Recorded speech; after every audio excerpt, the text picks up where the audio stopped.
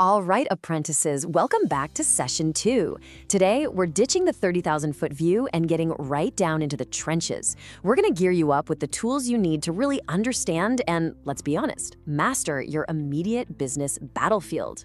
So let's just jump right in with a question.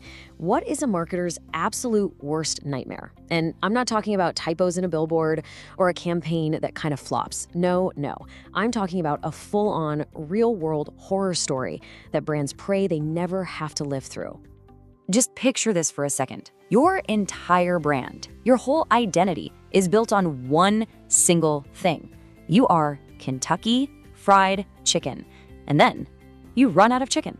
Not in like one store. Oh no, we're talking over 3/4 of your restaurants across the entire country had to shut their doors. You can't make this stuff up. So get this complete and utter catastrophe wasn't because a rival launched some genius ad campaign. It wasn't because of the economy. It was because one single tiny piece of their immediate world, their supply chain, completely fell apart. It's a perfect, if painful, example of how the forces closest to you can bring you to your knees. And that brings us to the core idea today, the microenvironment. Think of it like your company's neighborhood. It's the street you live on. You've got your customers, your direct competitors, your suppliers, all these players right on your doorstep that can either help you win the block party or, well, trip you up on your way out the door. Getting a handle on this is how you avoid your own personal "we ran out of chicken" moment. So how do you scan this neighborhood? Well, this right here is the ultimate tool for the job.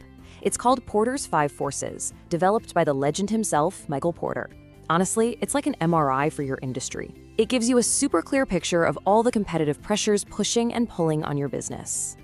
So here's our game plan. First, we'll survey the battlefield. Then we'll open up that 5 Forces toolkit. We'll look at rivals and newcomers, then figure out who the real power players are. We'll meet some other interesting characters, the allies and agitators, and then you'll get your very first mission. Let's do this. Okay, first up, your marketing battlefield. Before we get into all the fancy tools, we just need to get the lay of the land. We're not talking about the whole global economy here. Think of this as the specific stadium your team is playing in.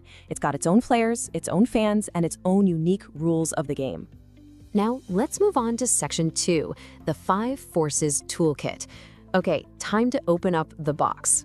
And what's inside is so much more than just a list of your competitors. This framework actually helps you measure the intensity of the competition and shows you where the real power lies in your industry. It's a total game changer. All right, section 3, we're diving into the force field, looking at rivalry and newcomers. These are probably the two you think of first, right? You've got the teams already on the field, battling it out with you, and then you've got the new players warming up on the sidelines, just waiting for their chance to get in the game. And to really see this in action, let's step into one of the most brutal battlefields out there, the UK supermarket business. I mean, this isn't just a friendly shopping trip. It's an absolute royal rumble for every single pound in your wallet. 650. What is that? Well, that's the number of products that Tesco was constantly, and I mean constantly, price matching with Aldi. Not 10, not 100, 650. This one number tells you everything you need to know about how intense that rivalry is. When the biggest player on the field has to react that strongly, you know the competition is absolutely ferocious. But it's not just about your direct rivals. This is where it gets really interesting. On the one hand, you have new entrants. These are the newcomers, like Amazon Fresh, trying to crash the party. But then, on the other hand, you have substitutes. And these are totally different, right? This is a different solution to the same problem, like a meal kit service. So the real question you have to ask isn't just, who's my competition? It's, what else could my customer possibly do to solve their problem?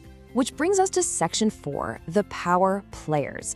This is so important because the fight isn't just happening side to side between you and your rivals.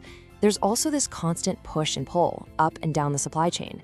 You've got to ask, who's really calling the shots here? Is it your suppliers or is it your customers? And this table just lays it out so clearly. Check out the top row. The big supermarkets have high power over their suppliers. Why? Simple, they buy so much stuff they can pretty much name their price. But then look at the very next row. The customers also have high power over the supermarkets because we can all just walk down the street to Aldi or Lidl if we want. It's this non-stop tug of war, and you're right in the middle of it. Okay, Section 5. We're looking beyond those core forces to the allies and the agitators. Because let's face it, the battlefield is way more crowded than just buyers and sellers. There's a whole crowd of other folks in the stands, watching your every move. And some of them might just decide to jump onto the field. I mean, look at this list. You've got pressure groups who can spark your next best-selling product. Hello, Greg's vegan sausage roll. You've got regulators who can shut your ads down in a heartbeat. You've got suppliers who, as we saw with KFC, hold your entire business in their hands. And you can never, ever forget your own employees. They're your #1 ambassadors. A smart marketer doesn't just manage customers, they manage this entire ecosystem. And that brings us to our final section, your first mission. Okay, you've seen the map, you've checked out the tools. Theory time is over. Now it's time for you to actually put all of this to work. And look, this is not just homework. This simple 3-step process, identify, track, and discuss, is how you build real strategic awareness.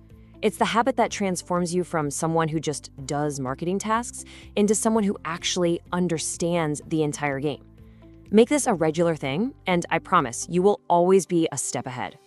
So here's the bottom line. Understanding your microenvironment isn't just some boring theory.